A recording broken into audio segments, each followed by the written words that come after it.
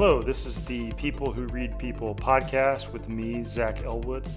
This is a podcast aimed at examining and better understanding human psychology and behavior. You can learn more about it and subscribe to the podcast on various channels at behavior-podcast.com. In this episode, I'm going to talk about those mysterious UFO videos that were released by the Pentagon in 2017 and that came to prominence via coverage in the New York Times. I'm going to focus on one of them, the video titled Gimbal, which featured a seemingly strange vehicle flying at a fast speed and seeming to rotate in strange ways. And just to note that if you're listening to this on audio, this is heavily video focused, so you'll probably prefer to watch the video version on YouTube. It'll be decent on audio, as I do try to explain some things, but video would be better. So in 2023, I interviewed Brian Dunning, who has run the Skeptoid podcast since 2006, where he examines all sorts of topics with a skeptical and critical eye. As Brian said when I interviewed him, he doesn't like the term debunking to describe what he does, but he has debunked a lot of bad information. I first learned of Brian when I got interested in the Aaron Brockovich case and read his examination of the many mistruths and exaggerations about that case that were contained in the well-known Julia Roberts movie. Long story short, we're just surrounded by bullshit these days. We've got the internet and social media, which is just a huge source of bullshit. We've got tons of podcasters and influencers who don't care if they share all sorts of bullshit and bad information with their audiences as long as it gets clicks and makes money. We've got fictionalized movies loosely based on real events. We've got biased documentaries. And many people just trust that those various movies contain real and trustworthy information. Then we've got a political polarization problem, which results in many people engaging in emotional and team-based thinking, which makes them propagators of bullshit and bad information, often without even knowing it. And I think Brian Dunning has done some great work helping people navigate all this bullshit and tell fact from fiction. He's definitely helped me navigate it. I highly recommend signing up for his newsletter, which you can find at briandunning.substack.com. And I recommend doing a paid subscription. Honestly, whatever Brian's making, I think he probably deserves more money. He's just done some great and important work over the years and has been really dedicated to examining things and bringing truth to light. So recently I had watched Brian's UFO documentary, which is titled The UFO Movie They Don't Want You to See. And that's kind of a tongue-in-cheek, well, it is a tongue-in-cheek title. It's just a funny nod to conspiracy-minded thinking. And draw some attention. You can watch the movie on Amazon. It's on a bunch of platforms. You can also watch it, as I understand it, free on YouTube with ads. That website is briandunning.com/UFO. So, long story short there, if you want to understand those mysterious videos of UFOs that were released by the military back in 2017, which got so much attention in the New York Times and other places, you really need to watch Brian's documentary. It helps explain so much of the mysteries there for me. Because like a lot of people, I found those videos really mysterious and thought something really crazy was going on there. I did have a hard time imagining what the explanations could be based on what I'd seen before I saw Brian's documentary. So I'm just going to share some snippets from Brian's documentary to give you a little glimpse of some of the explanations. But really, if you're interested in this stuff, you need to watch the whole movie, and I think you'll find it interesting and you'll want to share it with other people. So let's start with the video in question, the so-called Gimbal video, Gimbal. This was taken by Navy pilots. It was written about in the 2017 New York Times article, which was titled glowing auras and black money, the Pentagon's mysterious UFO program. I think that was the first mention of it. I could be wrong on that, actually, now that I think about it. But I think that was the first mention. In any case, let's watch that. Dude, this is a fucking drone, bro. There's a whole fleet of them. Look on the ASA. My gosh. They're all going against the wind. The wind's 120 knots from the west. Look at that thing, dude.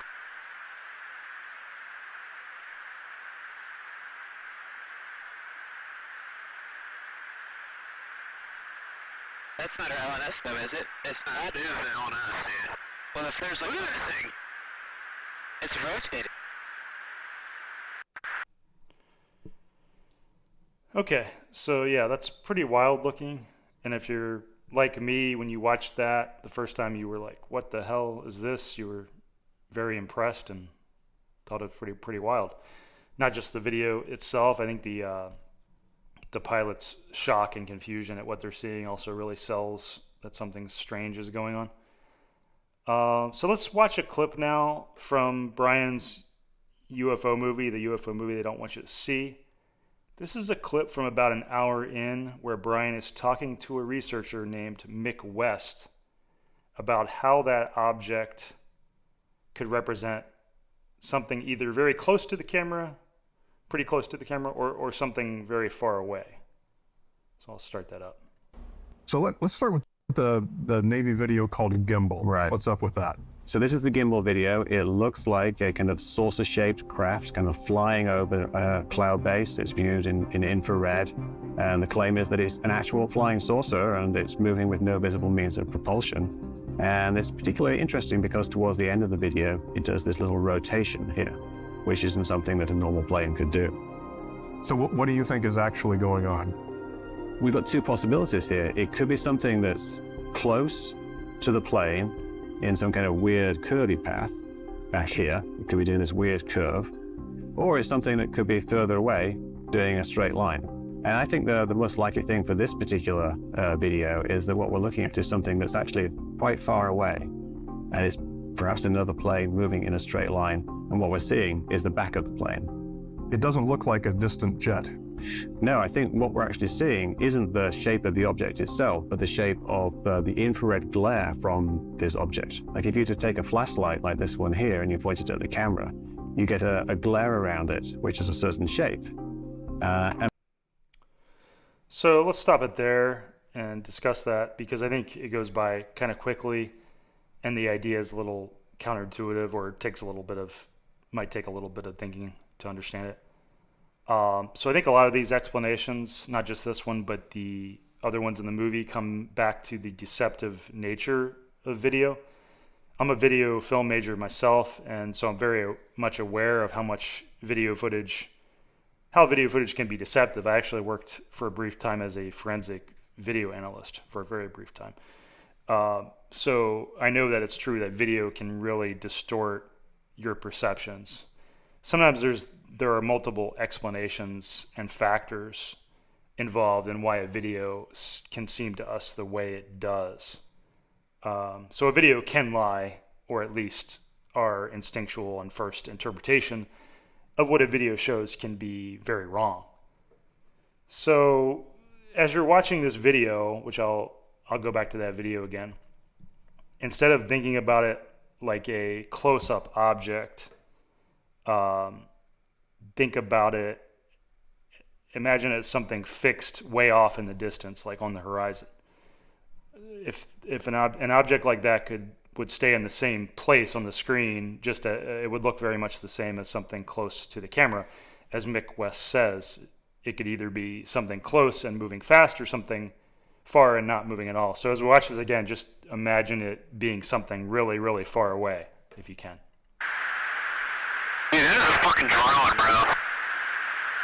There's a whole fleet of them. Look on the ASA. My gosh.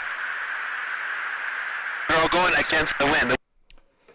Now you may be thinking, but the object is staying the same size, and it seems kind of large.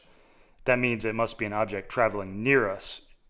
you might think if it were something far away, it would be quite small, or it would be getting smaller if it was going away from us, something like that. The fact that it stays the same size and is kind of large looking supports our instinctual interpretation that it's an object somewhat near the camera moving at high speed. But as Mick West says, it's probably not an object we're seeing. It's likely a glare of infrared light. And obviously a glare can be quite large if you think about, shining your phone at a flashlight towards you. The glare can be quite large on your eyes or on a lens. So again, I'll back it up again. We can watch it again. And as you're watching it, try to imagine it's some sort of glare really far away on the horizon, something, many miles away. Imagine you've put on some infrared specs and we're just seeing some sort of bright amorphous glare from something hot or bright that's very far away. Dude, that is a fucking drone, bro. There's a whole fleet of them. Look on the ASA. My gosh. They're all going against the wind. The wind. So let's go back to the documentary to see what they say about the rotation thing, because that's the other weird thing about this is the fact that it rotates. That's the thing many people have mentioned. And because of the way the camera on this jet is mounted, when it traverses a certain angle, it actually has to do this rotation. And it has to do it because of the gimbal system, which coincidentally is the name of the video, the official Navy name of the video, the gimbal video. Is there anything in the on the screen that tells you the angle of the gimbal? There's nothing that tells you the angle of the gimbal, but what you do get is this azimuth angle and this other angle here, which is the elevation angle. And you can use those to calculate what the gimbal angle actually has to be. I see. So if you move this along, you can see as you move around a certain region, it has to do a rotation in order to keep pointing in a certain direction.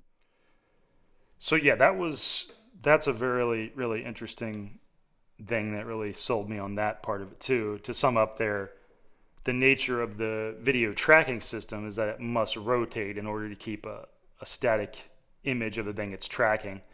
And that makes sense if you think about a jet moving very fast. It has to use this advanced video technology to keep track of things, to keep a static shot of something if it's moving fast. And every lens has various traits and imperfections. So as the camera lens rotates, the glare, the artifact would also rotate. You can think of your own camera phone. You've probably noticed it has little ways that it distorts light, and that as you rotate your phone, those distortions rotate with the camera. So yeah, let's watch that video, the part where it rotates again, and think about it as something, again, distant on the horizon, some glare that's really far away. And when it rotates, imagine the lens itself that we're looking through rotating. My gosh. They're all going against the wind. The wind's 120 knots from the west. Look at that thing, dude.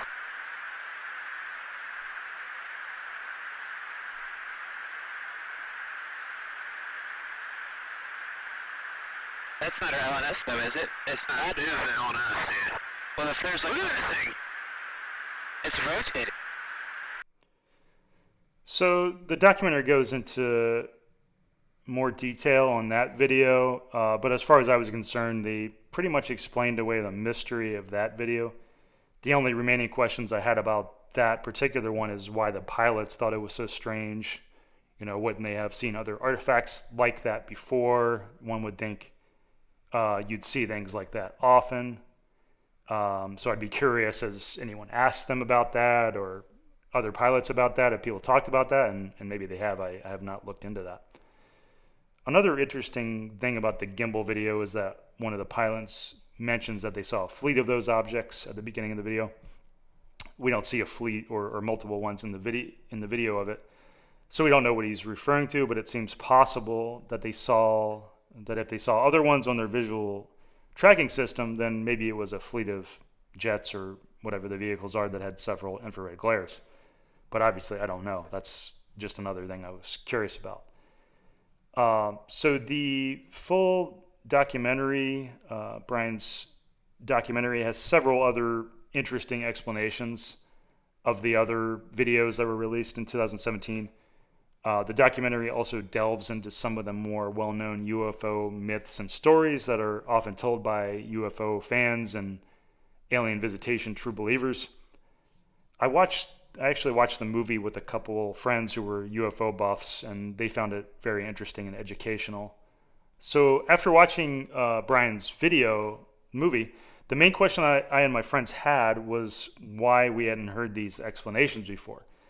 It struck us as pretty strange that you wouldn't have seen these explanations in major newspapers, or that we hadn't seen the military trying to explain those same things. And when I asked Brian about this, he wrote me the following.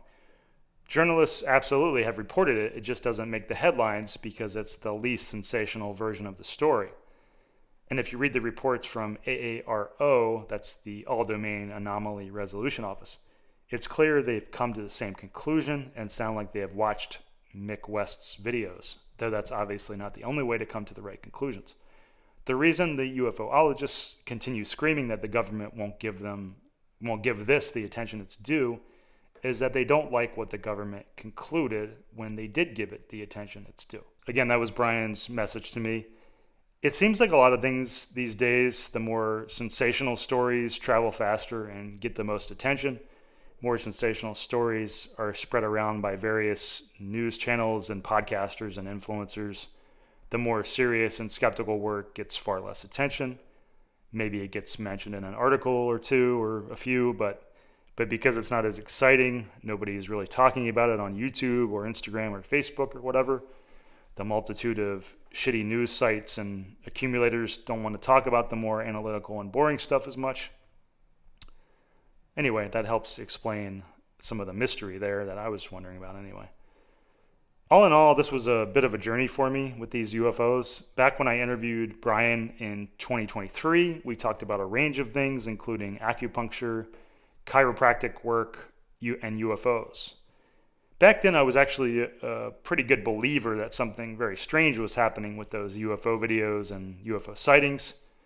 And I still think it's possible something strange is happening, more even than the rather weak video evidence. I find some of the reports by experienced jet pilots about multiple sightings of objects, like those featured on the 60 Minutes episode about UFOs. I find those to be pretty interesting and unusual, even harder to explain than the video evidence. But Brian's work has helped me approach this entire topic with a lot more information and healthy skepticism.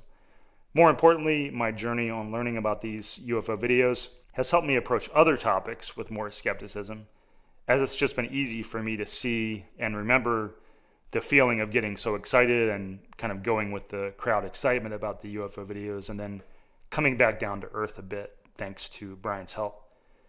So thank you for your work, Brian Dunning. If you liked this, please go watch Brian's movie and become a paid subscriber to his Substack, which is at briandunning.substack.com. He deserves your money and at least your readership and support. Also, check out my talk with Brian from 2023. We talk about various topics, and we also talk about the meta-level topic of why people are so gullible about so many things. This has been the People Who Read People podcast with me, Zach Elwood. You can learn more about it at behavior-podcast.com. Thank you for your interest. Music by Small Skies.